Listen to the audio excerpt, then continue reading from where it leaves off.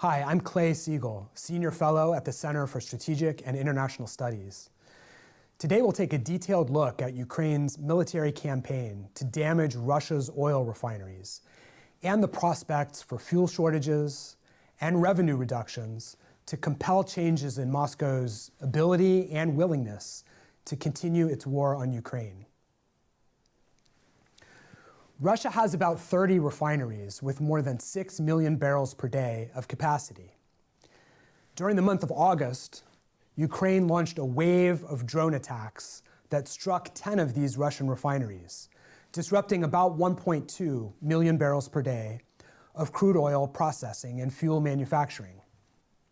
According to the operators, most of the damage will be repaired before the end of September. So this continues the pattern we've seen since the attacks on refineries began in earnest in early 2024.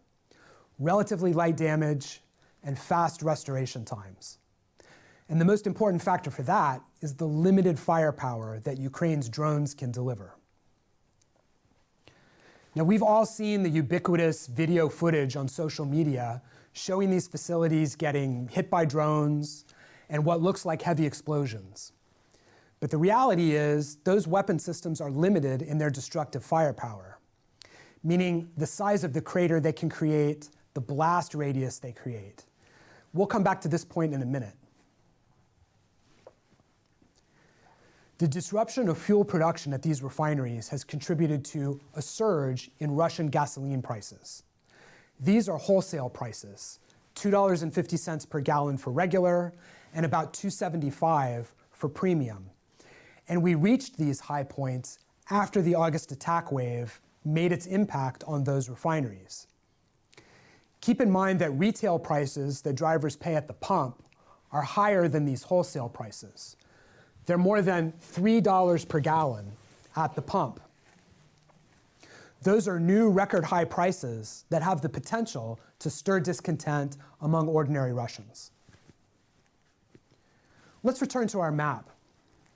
The recent wave of attacks on Russian refineries has disrupted the production of transportation fuels. In summer and early fall, that means less gasoline supply and corresponding higher prices. To maximize gasoline output, Russia has needed to run its other refineries at full capacity. And that means postponing several of the maintenance programs that normally take place at this time of year to retool for winter-grade fuels, especially diesel. These are the refineries that have postponed those maintenance programs that we call refinery turnarounds in order to help make up for the gasoline shortfall at the damaged refineries. Now, this set of facilities is going to be running behind schedule to produce winter-grade diesel. So in this way, the Russian attacks are having a longer-lasting ripple effect beyond the summer gasoline market. It's also starting to affect Russia's readiness to supply its domestic market with winter-grade fuels that are must-have in many regions of the country. This data from our friends at Vortexa illustrates the volumes of Russian diesel and gas oil that are exported to international buyers. Exports tend to peak in the winter months, like we saw last winter, and as we saw in the winter before that. But if Russia's running behind this year on diesel production because of those stresses on the refinery system, we may see fewer barrels sold into the export market. That's a big question mark for us right now. That means somewhat lower oil sales revenues, but probably not enough to change behaviors in Moscow regarding its war on Ukraine.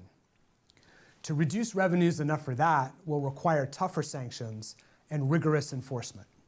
We had mentioned that relatively low firepower on Ukraine's drones has enabled Russia to quickly repair its damaged refineries during the past 18 months.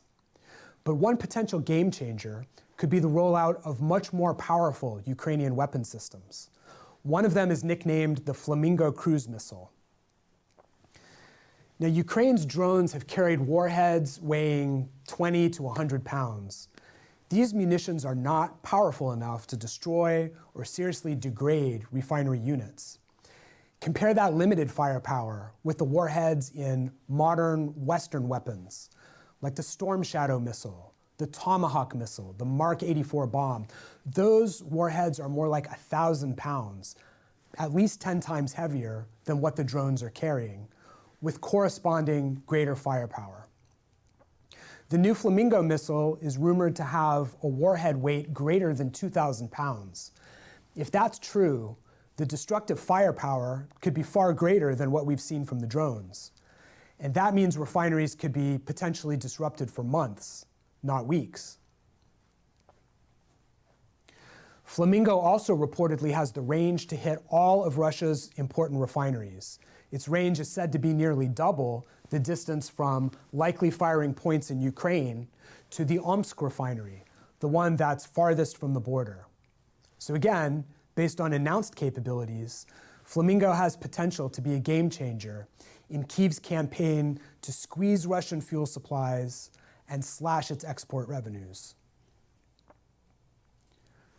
To summarize the top things we're watching for, does the attack wave on refineries continue, and how much capacity remains offline?